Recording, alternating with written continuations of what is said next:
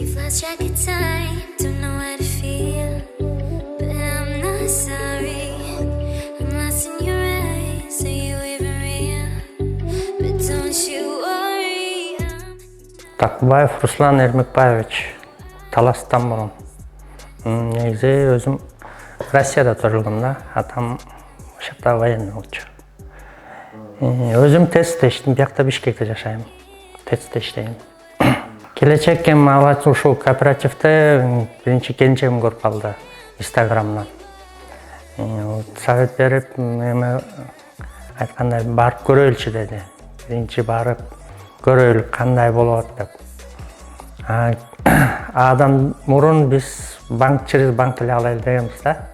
Банктан барсак проценти көп экен. Ошону айтканда келинчегим айтканда ошого келдик. Келип консультация алдык.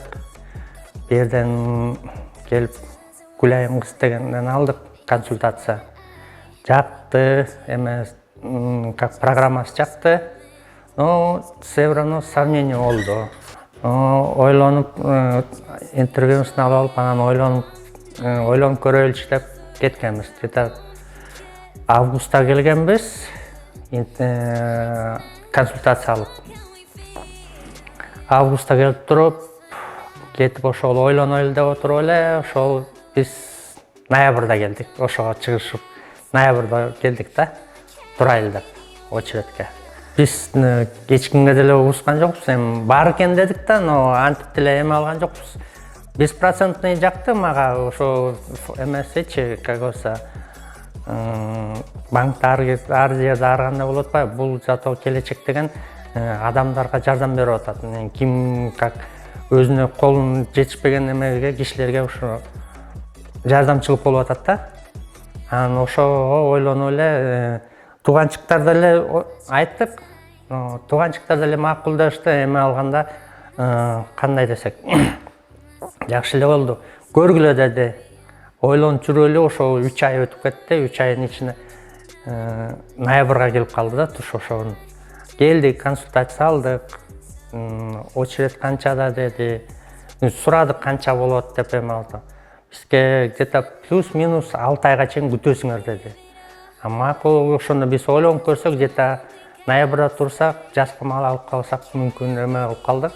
Но анын ичинде 6 айга жетпей эле 4 айдын ичинде алып калдык. Буйса, мынакей үй алып атам, Кудайга шүгүр.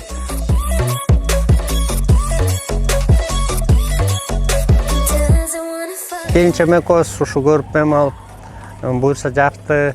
Келинчеме сразу эме алганда эле, ушу сразу эле бабуля менен жакшы эме болуп калды да. Жакшы жерден эме алып, Кудай буйрса үй болуп калат го.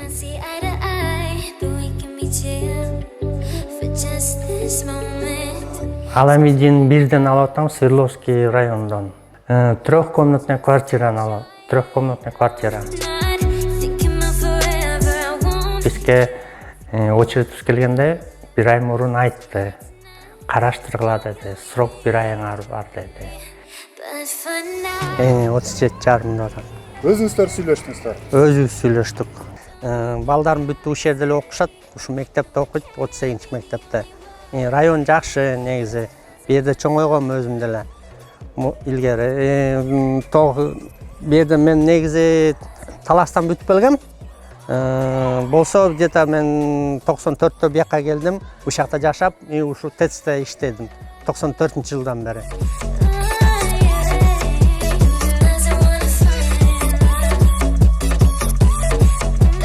Первоначальный взнос 25% экен. Вступительный взнос 4%, годовой 0.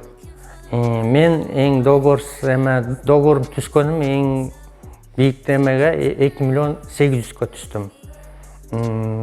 Ошо первоначальныйда 700 миң бердим.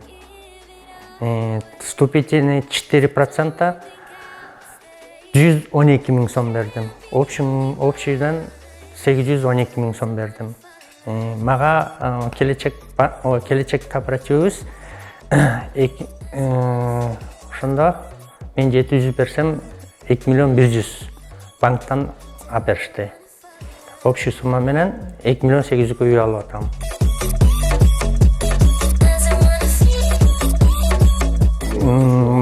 ошо 2 миллион 100 бөлүп бергенде айына 19,5 миңден тийди. 19,5 миңди ошо 10 жылга чейин төлөйм да. Төлөгөнгө аны деле мүмкүнчүлүгүм бар. Аны даже эрте деле бүтүрүү мүмкүн да мен. Казыр жакшы эле, Кудай шүгүр.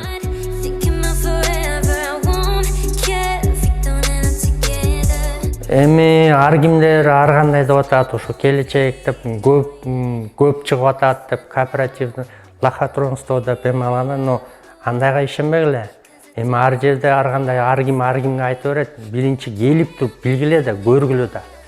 Рисковать эткиле да. Анан келип туруп консультация алып туруп эле анан ишенбей кеткениңер болбойт да. Аны деле силер деле ишиңерде кандай өзүңөрдү мечта эме боло тургандарга дагы жазайсыңар да, ошондой рисковать этиш керекпиз да. Туурабы? Келечек бул мүмкүн берип атат бизге үй алганга, кандай банктардан ала албасаңар, булар силерге эме колдоп берип атат, ушунча процент эме менен, жай астык эмес менен. Ошол эме кылбагыла, жакшы бул келгиле, катышкыла, участвовать эткиле, ушундай менде болуп үй жайлуу болуп калган.